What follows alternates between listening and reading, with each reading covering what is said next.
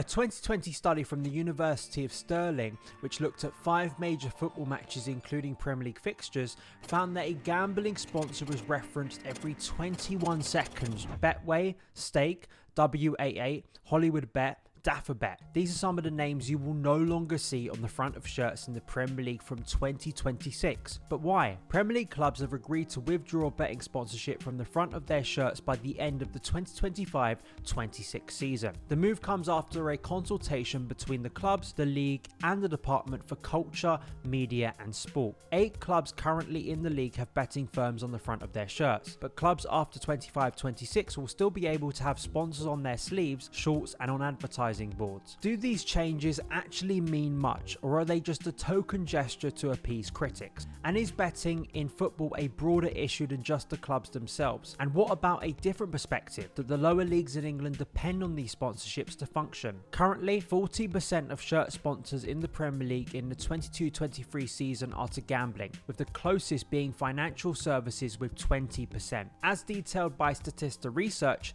in comparison to other major European leagues, the Premier League has 6 more than the second closest Ligue A, with Serie A and the Bundesliga having 0. Explained by the Financial Times, about 60 million of annual revenues are at stake for the 8 clubs affected by the ban, and the growing reliance on gambling sponsorships on shirts have grown since the early 2000s to 2022. The differences in culture are relevant between leagues and how prevalent betting is around English football. When looking at the ads prevalent around match coverage on Sky Sports and BT, companies like Sky Bet, an offshoot of the main broadcaster that promotes gambling, along with the list of other companies who advertised online and on social media. Although this very direct change to football shirts may seem like a significant step, gambling companies still are present in football media, sponsoring prominent YouTube channels, podcasts and radio shows where a younger audience can still be targeted away from a Premier League stadium. James Grimes, who is the founder of the Big Step campaign to kick gambling advertising out of football,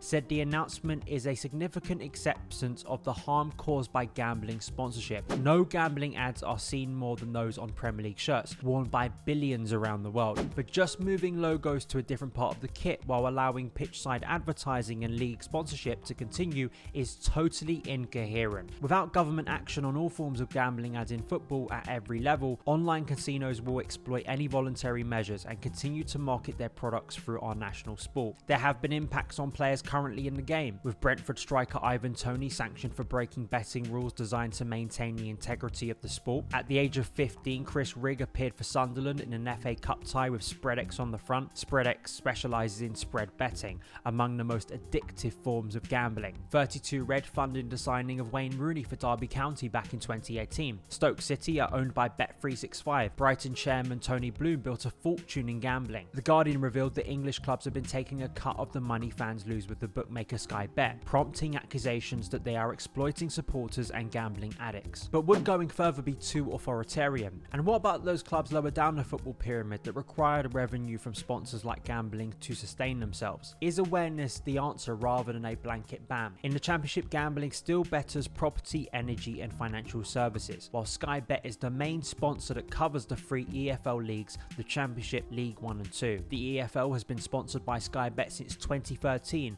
The EFL and its clubs also make roughly 40 million of revenue annually from betting deals. And what about other divisive sponsorship deals that have garnered criticism? Be that for the promotion of crypto and Bitcoin, in some cases can be seen to be exploiting supporters. Though it is fair to say that gambling can become a very real and damaging addiction, and few other industries have such a connection to the sport through various means like betting in the UK. There has been some change, with League One club Bolton Wanderers completely severing ties with the gambling industry, with chairman Neil Hart saying, "We didn't need to be a part of that." This ban is one step in the wider context of gambling within football.